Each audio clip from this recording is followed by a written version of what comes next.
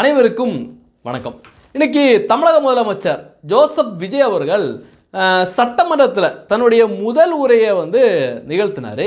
எதிர்கட்சிகளுக்கு அவர் பதில் சொன்னார். வழக்கம் போல நமக்கு வர்ற எல்லா முதலமைச்சரும் துண்டுச்சீட்டை போல இவரும் துண்டுச்சீட்டை வச்சு அப்படியே படிச்சுக்கிட்டு வந்தார். அரசியல் கட்சி ஆரம்பிச்சு விழுப்புரம் மாவட்டத்தில் முதல் மாநில மாநாட்டை வெற்றி கொள்கை விழா நடக்கும். அந்த பெரியார் பெண்கள் காமராஜர் அம்பேத்கர் வீரமணி மக்கள் சேவை அன்றைய நாள் 5 கொள்கை தலைவர்கள் அறிவிச்சோம். இந்தியாவில் 2 பெண் ஆளுநர்கள் கொள்கை தலைவர்கள் அறிவிச்ச ஒரே கட்சி நம்ம டிவி மட்டும் தான் பெருமையோட அறிவிச்சோம். ஆனா இதுல எனக்கு பிடிச்ச ஒரு விஷயம் என்ன அப்படின்னு பாத்தீங்கன்னா, இந்த திமுக காரங்களா வச்சு செஞ்சுட்டாங்க. ஏற்கனவே திமுகவோட அரசாங்கமே முழுக்க கமிஷனை பேஸ் பண்ணி தான் நடந்துச்சு அப்படின்னு உலகத்துக்கே தெரியும். அதை முதலமைச்சர் பேசல, எப்பா மாதிரி டாஸ்மார்க்கு வர வேண்டிய அரசாங்கத்துக்கு வர வேண்டிய பணத்தை எல்லாம் இவங்க பார்ட்டி ஃபண்டு அப்படின்னு ஒரு பக்கம் திருப்பிட்டு இருந்தாங்க அப்படிங்கிற உண்மையை முதலமைச்சர் விஜய் பேசணும்னே. டாஸ்மாக்ல அது என்னப்பா அது பேரு பார்ட்டி ஃபண்ட் கட்சி நிதி அப்படின்ற பேர்ல அடிச்ச கொள்ளையெல்லாம் ஒண்ணா இப்போ கவர்மெண்டோட கஜானாவுக்குள்ள கொண்டு சேர்த்துக்கிட்டே இருக்கிறோம். என்னடா இது கூட்டத்தில் கட்டுச்சோறு அவுக்குறாங்க அப்படிங்கிற கதையா? மிரண்டு போன திமுக எல்லாம் இருந்துச்சு, அப்படியே கண்ணாபின்னு கத்த தொடங்கிட்டாங்க. நீ எல்லாரும் எழுந்துச்சீங்கன்னா சரி வராது. உட்காருங்க, நான் சொல்லியிருக்கேன். உட்காருங்க.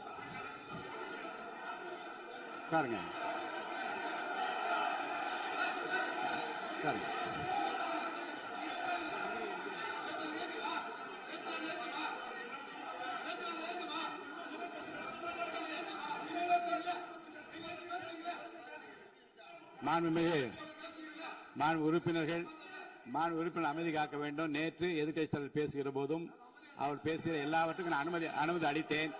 அதில் பாயிண்ட் ஆஃப் கேளுங்க, அந்த விவாதத்தில் கேளுங்க. இப்போதும் மாண்புமிகு முதலமைச்சர் அவர் பேசி முடித்த பிறகு நான் உங்களுக்கு அதுக்குரிய அவகாசத்தை தருகிறேன். நீங்க கேள்வி கேளுங்க. கேட்கிற உரிமையும் விளக்கத்தை பெற்றுக்கொள்ள உரிமை உங்களுக்கு இருக்கிறது. அதற்கு அவகாசத்தை நான் தருகிறேன். சபாநாயகர் எப்பா நீங்களும் கொஞ்சம் அமைதியா இருங்க, முதலமைச்சர் பேசணும்னு உங்களுக்கு பதில் சொல்றதுக்கு வாய்ப்புகள் தர்றோம் அப்படின்னு எவ்வளவோ சொல்லியும் கேட்காம பயங்கரமான சவுண்டு, அந்த பக்கம் கத்துறது. இந்த பக்கம் ஆளுங்கட்சி சைடு பார்த்தீங்கன்னா உதயநிதி ஸ்டாலின் வெளியில கதறிட்டு சொல்றாப்ல, எங்க விசில் அடிக்கிற சவுண்டெல்லாம் கேட்குது அப்படின்னு. இதில் எனக்கு ஆச்சரியமா தெரியல. ஏன்னா தேட்டரில் விசில் அடித்தவங்க தான் இன்னைக்கு விசில் சின்னத்தோட இன்னைக்கு வெற்றி பெற்று எம்எல்ஏக்கள் ஆயிருக்காங்க. அந்த பழக்க தோசைலாம் அடிச்சிருப்பாங்க. எது எப்படியோங்க திமுக காரங்க என்ன ஆட்டம் போட்டாங்க ஆளுங்கட்சி அறிக்கையில். நாங்கள் தான், எங்களை தவிர யாரும் இல்லை, மத்திய அரசாங்கம் அவங்க ஃபண்டு தரல அப்படின்னு என்னென்னமோ தில்லாலங்கடி வேலையை பார்த்துட்டு இருந்தாங்க. ஆனால் இன்னைக்கு டிவிக்கு குறிப்பாக முதலமைச்சர் விஜய் அவர்கள் திமுகவை ஓட விரட்டியிருக்கார் அப்படின்னு சொல்லலாம். குறிப்பாக அந்த டாஸ்மார்க்லாம் இவங்க பண்ண சேட்டைகளெல்லாம் வெளிப்படையாக சொன்னது உண்மையிலேயே ஒரு நல்ல விஷயம்தான். ஏன்னா ஒரு அரசாங்கம் நேர்மையான அரசாங்கமாக இருக்கணும், மக்களுக்கான அரசாங்கமாக இருக்கணும். அதுதான் மக்கள் விரும்புவாங்க. இதில் ஒரு கூத்து என்ன தெரியுமா? திமுகவை போட்டு டிவிகே காரவங்க தூக்கி போட்டு மிதிச்சிட்டு இருக்காங்க சட்டப்பேரவையில். இந்த பக்கம் பார்த்தீங்கன்னா இந்த கம்யூனிஸ்ட் காங்கிரஸ் இவங்கெல்லாம் உட்காந்து சிரிச்சுக்கிட்டு இருக்காங்க. காலம் எவ்வளோ விசித்திரமானது பார்த்தீங்களா? நேற்று வரைக்கும் இங்கே திமுக ஆட்சி தெரியுமா, இங்கே திராவிட மாடல் ஆட்சி தெரியுமா அப்படின்னு இந்த காங்கிரஸ் பயலோடும் இந்த கம்யூனிஸ்ட் பயலோடும் என்னம்மா முட்டு கொடுத்தாங்க.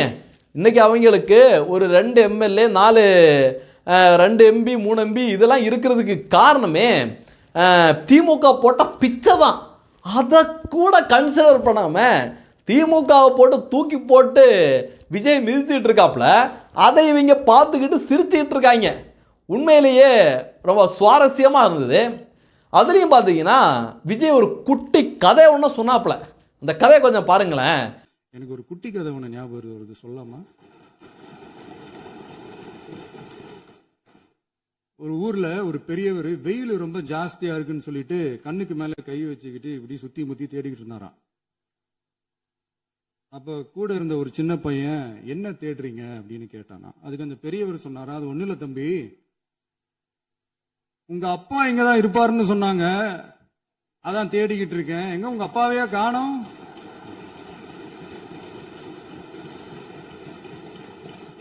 இல்ல அந்த எங்களுக்கும் நக்கலா நையாண்டியா சம்பந்தம் இல்லாத குட்டி கதை இதெல்லாம் எங்களுக்கும் பேச தெரியும். எங்க உங்க அப்பாவை காணோம் அப்படிங்கிற இந்த குட்டி கதையை யாருக்காக தெரியுமா சொல்லியிருக்காரு? உதயநிதி ஸ்டாலினுக்காக. விஜய் நேத்து ரொம்ப படித்து ப்ரிப்பேர் ஆகி வந்திருப்பார் போல இருக்கு. குட்டி கதையை போட்டு ஸ்டாலின்ஜியையும் போட்டு தூக்கி போட்டு மிதிச்சிருக்காப்ல. கொளத்தூர் தொகுதியில் ஸ்டாலின் அவர்கள் தோத்து மண்ணை கவிட்டு சட்டப்பேரவைக்குள்ள வர முடியலையோ அப்படிங்கிறத விஜய் அவர்கள் இன்னைக்கு குட்டி கதை மூலமாக போட்டு உடைச்சிருக்காரு. அப்புறம் இந்த ஈவே ராமசாமியையும் விஜய் அவர்கள் ரொம்ப தெளிவாக அம்பலப்படுத்தியிருக்காரு. எப்பா, ஈவே ராமசாமியோட அந்த கடவுள் எதிர்ப்பு கொள்கை இருக்கு பாருங்க, அதை நாங்கள் தொடவே மாட்டோம், எங்களுக்கு அது தேவையே கிடையாது. ஏன்னா ஈவே ராமசாமியை இங்கே இருக்கின்ற திராவிட கூட்டங்கள், இங்கே இருக்கின்ற ஜிகாதி கூட்டங்களாக இருக்கட்டும், இங்கே இருக்கின்ற மிஷனரி கும்பலாக இருக்கட்டும், எல்லாம் எதுக்காக தூக்கி பிடிக்கிறாங்க? ஏன்னா ஹிந்து மதத்துக்கு எதிராக அவருடைய கடவுள் நம்பிக்கை பேச்சு இருக்கு அப்படிங்கிறதுனால தான் இங்கே இருக்கின்ற திமுக எல்லா பயிலும் ஈவே ராமசாமியை கொண்டாடுறதுக்கு காரணம். ஆனால் அதை விஜய் வந்து ரொம்ப நாசுக்காக சொல்லியிருக்காரு.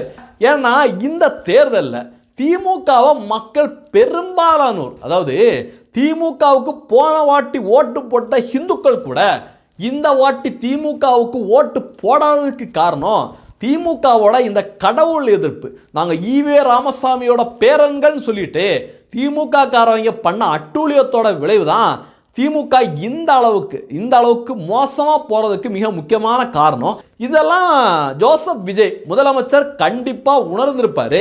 அதனால தான் மீண்டும் மீண்டும் வலியுறுத்தி சொல்கிறாரு, அப்பா ஈவே ராமசாமியை நாங்கள் ஏற்றுக்கிறோம், ஆனால் ஈவே ராமசாமி கிட்ட இருக்க அந்த கடவுள் மறுப்பு கொள்கை இருக்கு பாருங்க, அது மட்டும் எங்களுக்கு வேண்டவே வேண்டாம் அப்படிங்கிறத இன்னைக்கு சட்டப்பேரவையிலையும் விஜய் அவர்கள் சொல்லியிருக்காரு. கண்டிப்பாக ஈவே ராமசாமி கிட்ட அந்த கடவுள் மறுப்பு கொள்கை இருக்கு பாருங்க, அதை மட்டும் கசக்கி தூக்கி எரிஞ்சிட்டோம் அப்படின்னா ஈவே ராமசாமியே கசக்கி தூக்கி எரிஞ்ச மாதிரி தான். அங்கே ஒன்றுமே கிடையாது. இந்த வெட்டு பிம்பத்தை தான் இது வரைக்கும் திமுக காரங்க தூக்கி வச்சுக்கிட்டு, அங்கெல்லாம் யார் தெரியுமா, இதெல்லாம் எந்த மண் தெரியுமா, இதெல்லாம் ஈவே ராமசாமியோட மண், நாங்களாம் நாத்திகர்கள் தெரியுமா அப்படின்னு பயங்கரமாக பேசிகிட்டு இருந்தாங்க. ஆனால் விஜய் அவர்கள் கொஞ்சம் கேர்ஃபுல்லாக அரசியலை கொண்டு போயிட்டுருக்காரு அப்படின்னு நான் நினைக்கிறேன். ஏன்னா இந்த கடவுள் மறுப்பு, மத்திய அரசாங்கத்தோட நம்ம வந்து மோதல் போக்கில் இருக்கணும், அவங்கள்ட்ட இருந்து நிதி வரல அப்படின்னு பொய்ய சொல்லணும் அப்படின்னு விஜய் அவர்கள் இதுவரைக்கும் நினைக்கல.